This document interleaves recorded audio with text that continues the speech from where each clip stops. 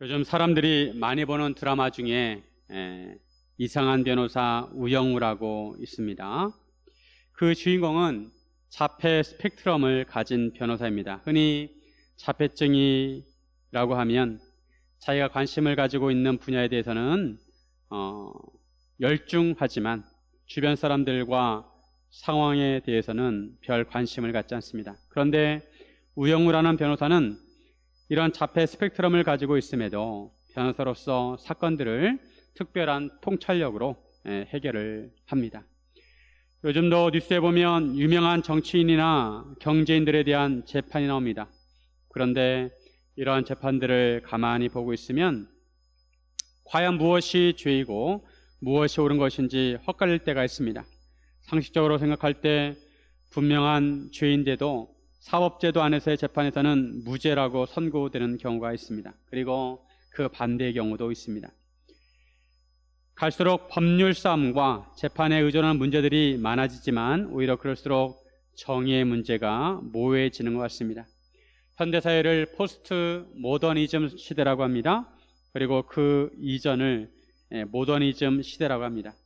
모더니즘 시대는 그래도 보편적인 도덕성이 있었습니다. 적어도 사람들은 양심을 가지고 부끄러워할 줄 알았습니다. 그런데 요즘은 이러한 도덕적인 기준이 사라졌습니다. 예전에는 부끄럽게 여길 만한 일도 이제는 전혀 부끄럽게 여기지 않습니다. 우리는 확실히 변화된 세상에 살고 있습니다. 이런 세상에 복음을 전하기란 쉽지 않습니다. 쉽지 않을 뿐만 아니라 세상은 기독교를 공격하고 있습니다. 이런 시대에 우리가 예수 믿는 성도로서 어떻게 살아가고 복음을 전해야 하는지 함께 나누기를 원합니다. 첫째, 세상을 긍휼히 여겨야 합니다. 우리가 세상에 복음을 전하려면 세상을 불쌍히 여길 줄 알아야 합니다. 예수님께서도 이 세상에 복음을 전하기 위해서 이 세상에 직접 오셨습니다. 성육신 하셨습니다. 예수님께서 이 세상에 오신 동기는 놀랍게도 사랑입니다. 하나님이 세상을 이처럼 사랑하사 독생자를 주셨으니, 세상이 깨끗해서 사랑하신 것이 아니라 세상이 죄로 뒤덮였지만 세상을 긍휼히 여겨주시고 불쌍히 여기신 것입니다. 세상에 있는 죄인들을 구원하시기 위해서 예수님이 오셨습니다. 마찬가지로 우리가 세상에 복음을 전하기 위해서는 세상을 불쌍히 여길 줄 알아야 합니다. 조카를 통해 유대인들의 음모를 알게 된 바울은 조카를 천부장에게 보냈습니다. 천부장은 바울을 보호하기 위해서 군사 470명을 동원해서 바울을 총독에 있는 가이사랴로 대피시켰습니다. 벨리스 총독은 바울을 고발한 사람들이 올 때까지 지키라고 했습니다. 그리고 5일이 지난 다음에 대제사장 아나니아가 장로들과 변호사 더들로와 함께 가이사랴로 내려와서 총독 앞에서 바울을 고발했습니다. 대제사장은 상징적인 인물입니다. 쉽게 움직이는 인물이 아닙니다. 그런데도 대제사장이 성전이 있는 예루살렘을 떠나서 가이사랴로 온 것은 그만큼 바울의 문제를 심각하게 생각을 한 것입니다. 가이사랴가 예루살렘보다 북쪽에 있었지만 내려갔다고 표현을 한 것은 예루살렘이 고지대에 있어서 그렇고 또한 그만큼 중요한 장소이기 때문에 그렇습니다. 대제사장과 유대인들은 기습을 통해 바울을 제거할 기회를 놓치자 이번에는 총독 휘하에 있는 바울을 재판을 통해 제거하기 위해서 총독 앞에서 바울을 고발했습니다. 이를 위해 변호사 더들로를 대동했습니다. 더들로는 로마법과 유대법에 능통한 사람이었고 라틴어와 헬라어를 구사할 줄 아는 사람이었습니다.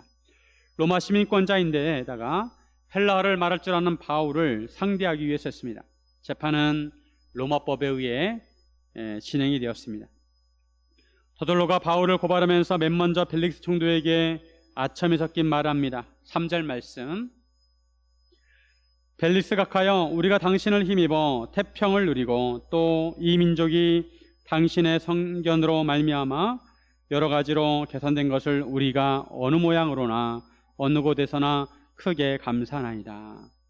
유대인들은 벨릭스 총독에 대한 감정이 별로 좋지 않았습니다.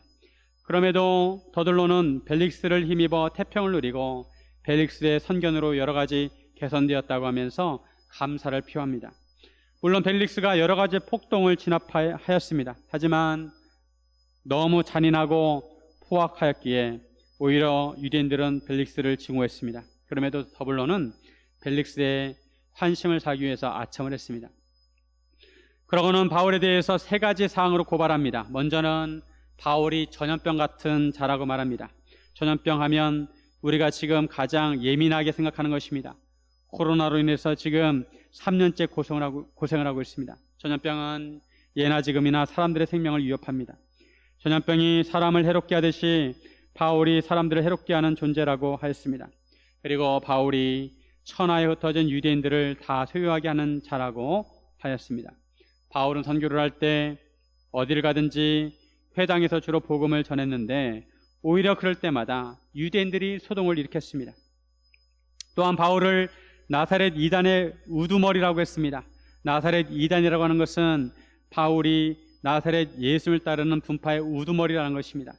로마 제국은 유대인들이 유대교를 믿을 수 있도록 보장해 주었습니다. 하지만 다른 신흥 종교를 믿지 못하겠습니다. 그래서 예수님의 복음을 증거하는 것을 이단으로 몰아세워서 불법적인 일을 하고 있다고 고발을 한 것입니다. 이것이 바울에 대한 고발의 내용입니다. 예루살렘에서 바울을 재판할 때는 율법적인 문제에 초점을 두고 하였다면 이제 벨릭스 총독 앞에서는 정치적인 문제로 몰아갔습니다. 그러면서 더들로는 바울이 성전을 더럽게 하려 하기에 자기들이 잡았다고 했습니다. 그리고 벨릭스 당신이 바울을 신문하면 자기들이 고발하는 것을 모두 알 것이라고 했습니다. 대제사장을 비롯해서 같이 온 유대인들도 더들로의 말을 옳다고 거들었습니다. 더들로의 고발은 바울의 복음에 대해서 적대적인 입장을 표한 것입니다. 대제사장을 비롯해서 유대인들은 여전히 나사렛 예수님을 인정하지 않았습니다.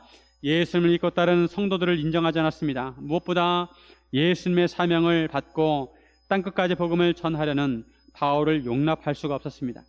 그들은 바울이 유대교의 전통을 내치는 해악한 존재로 본 것입니다. 그에 반해 바울은 유대인들을 자기 형제로 여기고 그들의 구원을 위해서 애가 타는 심정으로 기도했습니다. 자기를 고발하는 유대인들의 모습에서 과거 자신의 모습을 보았을 것입니다. 바울은 이런 유대인들을 긍휼히 여겼습니다. 그래서 그들을 구원하기 위해 예루살렘에 온 것입니다. 로마서 9장 1절에서 3절에 보면 내가 그리스도 안에서 참말하고 거짓말을 아니하노라. 나에게 큰 근심이 있는 것과 마음에 그치지 않는 고통이 있는 것을 내 양심이 성령 안에서 나와 더불어 증언하노니 나의 형제 곧 고륙의 친척을 위하여 내 자신이 저주를 받아 그리스도에게서 끊어질지라도 원하는 바로라. 내가 그리스도에게서 끊어질지라도 유대인을 구원하고자 한다는 것입니다. 바울이 얼마나 유대인의 구원을 원하는지 알 수 있습니다. 바울은 자기를 차갑게 대하는 유대인들에게 복음을 전했습니다. 사실 복음이 들어가는 곳마다 복음을 달갑게 맞이하기보다는 적대적인 반응을 보였습니다. 왜냐하면 복음은 그만큼 강하기 때문입니다. 온 나라와 모든 사회 체제를 뒤집어 놓을 만큼 복음은 강력한 것입니다. 우리나라에 개신교 선교사들이 처음으로 들어온 때는 주후 1885년입니다. 그리고 천주교는 개신교보다 약 100년 먼저 들어왔습니다. 조선시대에 서학이라는 이름으로 들어왔습니다. 유교를 근본으로 하는 조선은 서학을 배우는 사람들을 무섭게 탄압했습니다. 예수님을 믿게 된 천주교 신자들이 제사를 드리지 않자 이것을 나라의 근본을 흔드는 것으로 간주하고 핍박을 가했습니다. 서울 마포에 가면 절두산이라고 있어요. 절두산. 왜 절두산이냐? 거기에서 천주교 신자들을 모아놓고 참수를 했기 때문에 이름이 절두산입니다. 제사는 유교의 중심이라고 할 수 있습니다. 지금도 우리나라 사람들은 제사를 조상 숭배로 생각합니다. 이렇게 철저하게 복음을 지켰던 천주교가 이제는 변질이 되어서 제사를 용납하고 있습니다. 개신교가 들어올 때는 구한말 일제강점기였는데 일본으로부터 탄압과 핍박을 많이 받았습니다. 그리고 북한이 공산화되면서 성도들이 신앙의 자유를 찾아서 남쪽으로 내려올 수밖에 없었습니다. 복음이 부흥했던 평양의 장대현교회, 산정현교회도 사라지게 되었습니다. 오늘날은 어떻습니까? 오늘날도 마찬가지입니다. 요즘도 여전히 세상은 복음을 거부하고 있습니다. 간간히 예수님을 부정하는 영화나 책들이 나오고 있습니다. 기독교를 공격하는 책이나 영화들이 나옵니다. 그럼에도 우리는 세상을 불쌍히 여겨야 합니다. 왜냐하면 여전히 복음은 살아있기 때문입니다. 우리 주변 상황을 보면 기독교에 대해서 냉담하고 학생들이나 청년들을 보면 교회를 다니는 사람들의 비율이 현저히 떨어지고 있습니다. 학생들의 교실에서도 교회를 다니는 사람들을 손들어 보라고 하면 한 명이 있을까 말까 합니다. 옛날에는 여름성경학교나 문학의 밤을 하면 교회에 안 다니는 아이들도 그때만큼은 교회를 오곤 했습니다. 그런데 이제 놀거리가 많아져서 그런지 교회는 아이들의 관심받게 되었습니다. 세상이 많이 바뀌었습니다. 기독교 국가를 할 수 있는 미국만 하더라도 사람들이 기독교 진리를 외면하고 다원주의로 가고 있습니다. 오히려 반기독교적인 법을 만들어서 가관이 아닙니다. 우리나라의 문화와 사상은 미국의 흐름을 따라가고 있습니다. 우리나라도 미국처럼 언젠가는 반기독교적인 법을 만들지 모릅니다. 하지만 그럼에도 우리는 세상을 긍휼히 여겨야 합니다. 왜냐하면 세상에는 여전히 하나님께서 선택하신 사람들이 있기 때문입니다. 그들을 찾아가 복음을 전하는 것이 우리의 사명입니다. 예수님은 여전히 살아계시고 계속해서 우리로 하여금 복음의 증인이 되라고 하십니다. 예수님께서 다시 오실 때까지 우리는 복음 전하는 것을 멈추어서는 안 됩니다. 새벽이 오기를 간절히 기다리는 심정으로 우리는 복음을 전해야 합니다. 예수님께서 직접 성육신하셔서 이 세상에 오신 것처럼 우리도 성육신해서 세상에 나가 복음을 전해야 하는 것입니다. 사랑하는 여러분, 세상을 긍휼히 여기고 복음을 전하기를 주님의 이름으로 축원드립니다. 둘째, 세상의 질문에 답할 줄 알아야 합니다. 세상의 질문에 답할 수 있어야 합니다. 세상이 복음을 적대시하고 예수 믿는 우리를 핍박하고 탄압합니다. 그럴 때 우리는 위축되어서는 안 되고 오히려 우리의 믿음을 말할 줄 알아야 합니다. 내가 믿는 하나님, 내가 만난 예수님을 말할 수 있어야 합니다. 그것은 기본이고 세상 사람들을 공격하는 질문에 대해서 답할 수 있어야 합니다. 왜 꼭 예수님을 믿어야 하는지, 왜 크리스천은 동성애를 반대해야 하는지, 왜 낙태를 하면 죄인지, 세상이 이런 질문할 때마다 우리는 답변할 수 있어야 합니다. 더돌로가 벨리스 총독에게 바울을 고사했을 때 총독은 바울에게 머리로 표시해서 말하라고 합니다. 바울은 더돌로처럼 벨리스 총독에게 아첨하지는 않습니다. 다만 벨릭스가 총독으로서 이 민족의 재판장 된 것을 인정하고 기꺼이 변명하겠다고 합니다. 10절에 보면 총독이 바울에게 머리로 표시하여 말하라 하니 그가 대답하되 당신이 여러 해 전부터 이 민족의 재판장 된 것을 내가 알고 내 사건에 대하여 기꺼이 변명하나이다. 변명이란 말은 부정적으로 들립니다. 사전에 변명의 뜻을 찾아보니까 변명이란 어떤 잘못이나 실수에 대하여 구실을 대며 그 까닭을 말함이라고 되어 있습니다. 그리고 또 다른 뜻이 있었는데 옳고 그름을 가려 사리를 밝힘이라고 되어 있었습니다. 바울이 여기서 변명하는 것은 자기의 죄와 잘못을 인정하고 핑계를 대는 것이 아니라 자기의 입장을 변론한다는 의미입니다. 바울은 예루살렘에 예배하러 올라간 지 12틀밖에 안 되었다고 합니다. 폭동을 준비하기 너무도 짧은 시간입니다. 그래서 더돌로가 말한 것처럼 바울이 소동을 일으키려고 했다는 주장은 틀린 주장이란 것입니다. 그리고 바울은 오순절을 맞이해서 예배하기 위해서 예루살렘에 올라갔다고 그 목적을 밝혔습니다. 뿐만 아니라 유대인들은 바울이 성전에서 누구와 변론한 것이나 회당 또는 시중에서 무리를 소동하게 하는 것을 보지 못했다고 합니다. 즉 유대인들이 고발하고 있지만 그에 대한 증거를 대지 못하고 사실이 아니란 것입니다. 그러나 바울은 자신이 믿고 있는 복음에 대해서 고백합니다. 14절 말씀.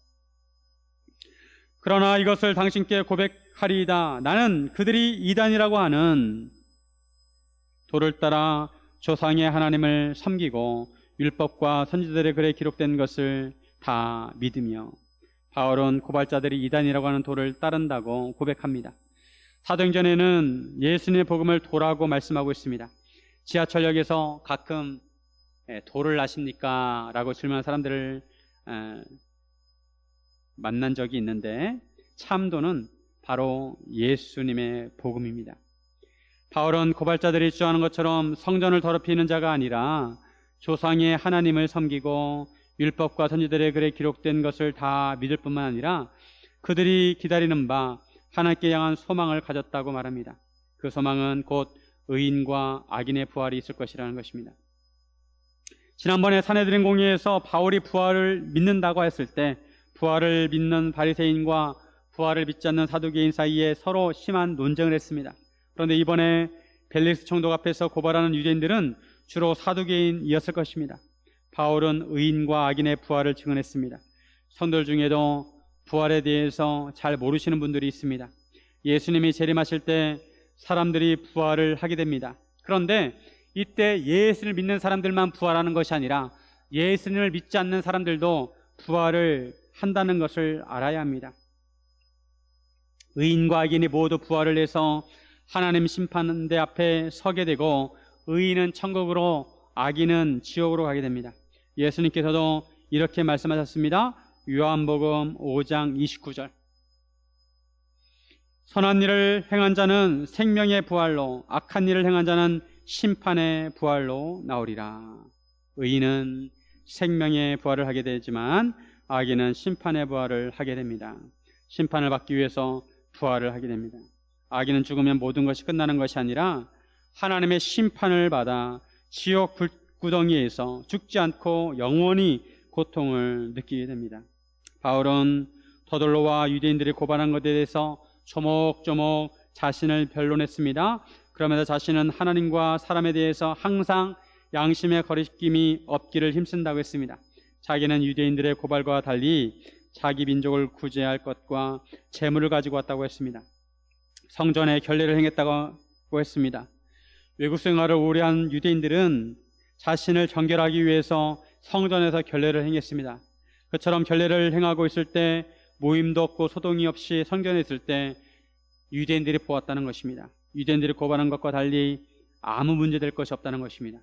다만 소동이 일어난 것은 아시아로부터 온 어떤 유대인들 때문이라는 것입니다.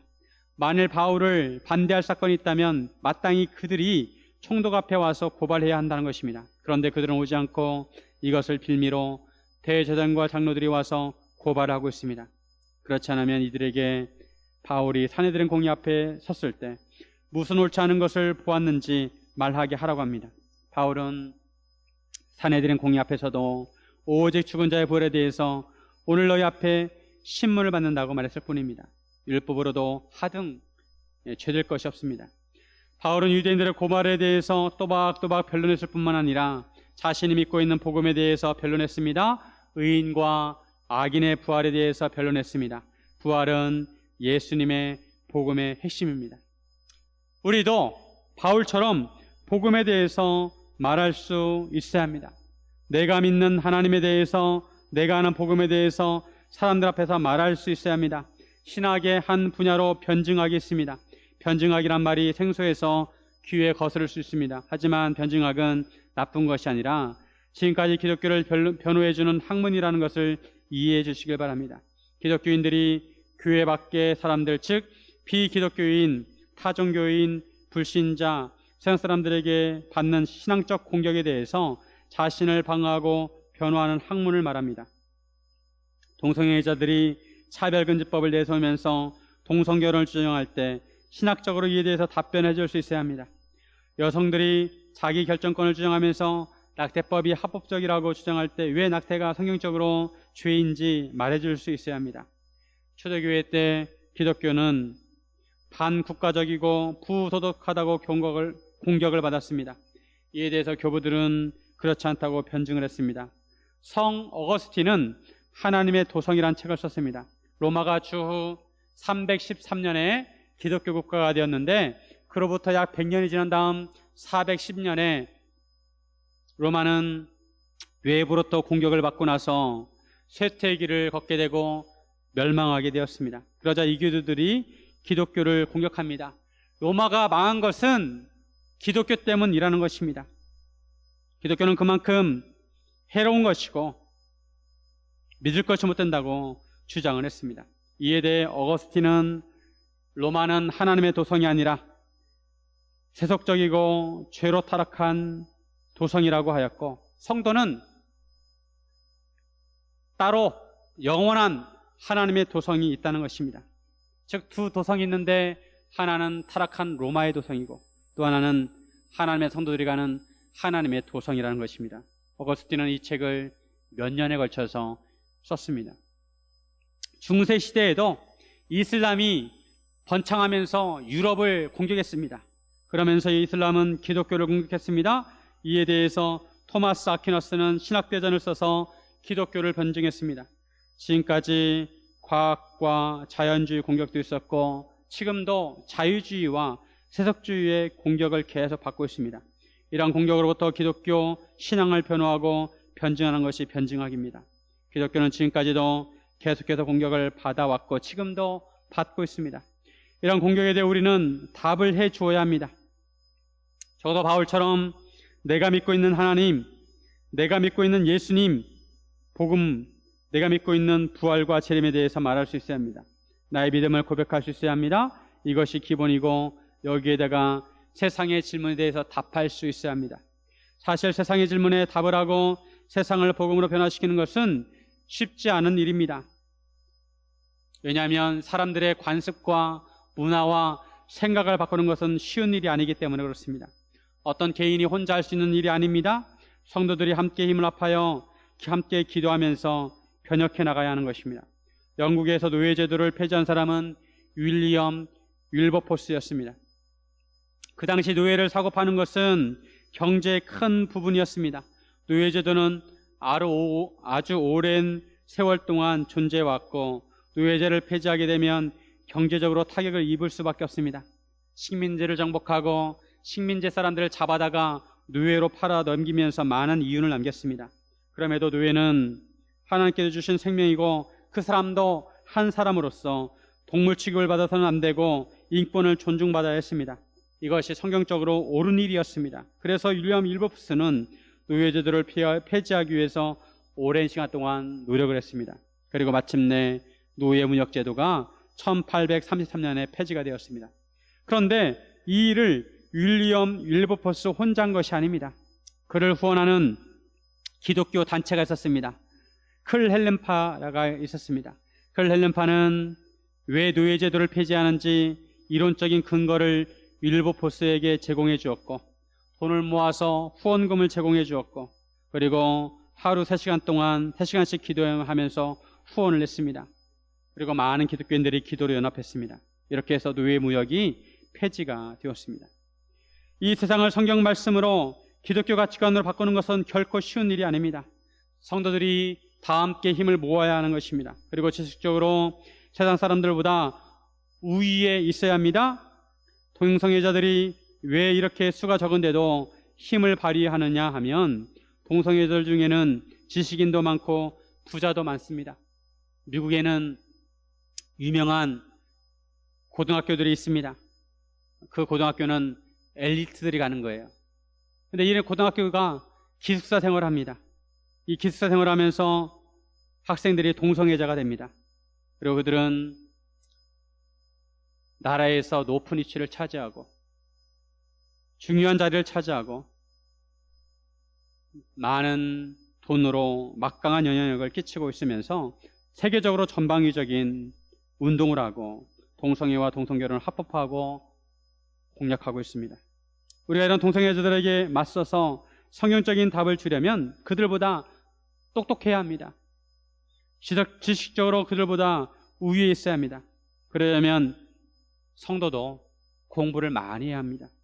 기도하면서 하나님께 지혜를 구하고 말씀을 묵상해야 합니다. 그래야 밖으로부터 공격을 막을 수 있고 안으로부터의 오해를 해소하고 더 잘 믿을 수가 있습니다. 동성애가 죄가 아니라고 하는 사람들에게 왜 동성애가 죄인지 말해주어야 합니다. 낙태가 죄가 아니라고 하는 사람들에게 왜 낙태가 죄인지 말해주어야 합니다. 코로나 시기를 지나면서 교회 안에서도 여러 가지 변화들이 일어나고 있습니다. 특히 젊은 세대는 현장 예배를 회피하고 온라인 예배를 선호하고 있습니다. 그리고 교회를 떠나는 청년들도 많이 있습니다. 우리는 그들에게 성경적으로 답을 줄 수 있어야 하고 이를 위해 함께 노력하고 함께 기도해야 합니다.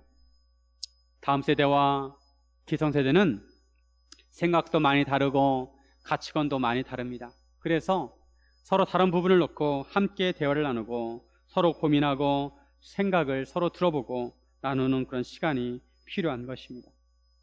대화를 서로 나누면서 성경적인 대답을 다음 세대에게 주면서 그들을 설득하고 그들을 인도해야 하는 것입니다. 그럴 때 다음 세대가 더 잘 예수님을 믿을 수 있는 것입니다. 사랑하는 여러분, 우리가 세상의 질문에 답할 수 있기를 주님의 이름으로 축원드립니다. 셋째, 복음적인 삶을 살아야 합니다. 우리는 어떠한 상황에 처하든지 복음에 의지해서 살아야 합니다. 하나님 말씀을 알고 믿는 것만으로는 부족하고 하나님 말씀대로 살아야 합니다. 세상 사람들을 설득시키기 위해서는 복음으로 사는 삶을 살아야 합니다. 즉 사람들을 설득시키고 감동시키기 위해서는 말을 하고 지식을 전달하는 것으로는 변화시킬 수 없고 우리가 실제로 믿음으로 살아야, 복음으로 살아야, 그렇게 살아가는 모습을 보여줘야 감동시킬 수 있다는 것입니다. 변화시킬 수가 있습니다. 바울의 훌륭한 변론으로 더 이상 재판이 진행되지 않았습니다. 22절에 보면 벨릭스가 이 도에 관한 것을 더 자세히 아는 거로 연기하여 이르되 천부장 루시아가 내려오거든 너희를 처결하리라 하고, 벨릭스는 이 도, 즉 그리스도의 복음에 관한 것을 더 자세히 안다고 말씀합니다. 벨릭스가 어떻게 예수의 복음에 대하여 자세히 알게 되었을까요? 벨릭스는 지난 6년 동안 유대 지방을 관할했습니다. 더군다나 그의 아내는 유대 여자 드루실라였습니다. 드루실라를 통해 벨릭스는 예수님과 복음에 대해서 자세히 알게 되었을 것입니다. 벨릭스는 천부장 루시아가 내려오면 바울에 대한 것을 처결하겠다고 하고 그 재판을 연기했습니다. 그러면서 백부장에게 명하여 바울을 지키되 자유를 주고 그의 친구들이 바울을 돌봐주는 것을 금하지 말라고 합니다. 비록 유대인들이 바울을 정치적으로 문제가 있다고 고발을 했지만 벨릭스가 더둘로와 바울의 변론을 들어보고 나름대로 판단을 했습니다. 바울에게 그러한 문제가 적다는 것을 알고 바울을 감옥에 가두어 놓고 다만 엄하게는 하지 않고 좀 더 관대하게 하도록 했습니다. 총독 벨릭스는 이전에 천부장 글라우디오 루시아를 통해서 편지를 받았습니다. 그 편지는 바울에 대해 하등의 죄를 찾을 수 없다고 쓰여 있었습니다. 수일 후에 벨릭스는 그의 아내 유대 여자 드루실라와 함께 와서 바울을 불러 그리스도 예수를 믿는 도를 들었습니다. 복음에 대해서 호기심을 가졌을지 모릅니다. 이때 바울은 진지하게 벨릭스와 그의 아내에게 필요한 복음을 전해주었습니다. 25절에 보면 바울이 의와 절제와 장차오는 심판을 강론하니 벨릭스가 두려워하여 대답하되 지금은 가라, 내가 틈이 있으면 너를 부르리라 하고, 바울은 의와 절제와 장차오는 심판에 대하여 강론했습니다. 의와 절제는 벨릭스와 그의 아내에게 필요한 덕목이었습니다. 벨릭스는 도덕적으로 의롭지 못한 부분이 있었습니다. 난폭하고 잔인했습니다. 그리고 드루실라는 벨릭스의 세 번째 아내였습니다. 드루실라는 유부녀였습니다. 그런데도 벨릭스는 드루실라를 유혹해서 그녀로 하여금 이혼하게 하고 자기와 결혼하자고 했습니다. 드루실라는 헤롯 아그리파 1세의 딸이고 헤롯 아그리파 2세의 누이였습니다. 드루실라가 벨릭스와 결혼할 때 나이가 20살이었습니다. 이런 행태는 도덕적으로 부도덕한 것이고 그들에게 절제 덕목이 필요했습니다. 그래서 바울은 절제에 대한 말씀을 전했던 것입니다. 그리고 장차의 말 하나님의 심판에 대해서 악인들이 어떤 형벌을 받는지에 대해서 증언했습니다. 이런 바울의 강론을 듣고 벨릭스는 두려워서 틈이 있으면 다시 부를 테니 가라고 했습니다. 참 희한한 것은 벨릭스는 바울로부터 2년 동안, 자그마치 2년 동안 복음을 들었는데도 예수를 믿었다는 기록이 없습니다. 그는 바울로부터 복음을 듣고 두려워하면서 예수님을 믿지 않았습니다. 한편으로 벨릭스는 딴 마음이 있었습니다. 즉 바울에게서 돈을 받을까 바라고 바울을 더 자주 불러 같이 이야기를 했습니다. 바울이 거액의 헌금을 가지고 예루살렘을 방문했기 때문에 바울의 동료들이 바울을 구하기 위해서 많은 돈을 모금할 수 있다고 생각을 했을 것입니다. 벨릭스는 바울과 대화하는 중에 바울의 입을 유심히 바라보면서 혹시라도 돈을 주겠다는 말을 할까봐 간절히 기다렸을 것입니다. 벨릭스는 돈을 밝히는 사람이었습니다. 그는 원래 밑바닥 인생을 살았는데 그의 형 팔라스가 로마의 재무장관이어서 형의 도움으로 총독이 되었습니다. 로마 관리는 돈을 받으면 안 되었지만 암암리의 뇌물을 받았습니다. 하지만 바울은 돈에 대한 얘기를 전혀 하지 않았습니다. 바울은 오직 복음에 대해서 말했습니다. 만약 벨릭스에게 돈을 주었다면 바울이 풀려났을지도 모릅니다. 하지만 바울은 그렇게 하지 않았습니다. 바울은 오로지 복음을 의지했습니다. 그렇게 2년이 지난 후 보르기오 베스도가 벨릭스의 후임이 되었고 벨릭스는 유대인의 마음을 얻고자 하여 바울을 구류해 두었습니다. 벨릭스는 바울이 무죄하다는 것을 알았습니다. 하지만 그는 정치적인 인물이었습니다. 만약 바울을 풀어준다면 유대인들이 소동을 일으킬 것입니다.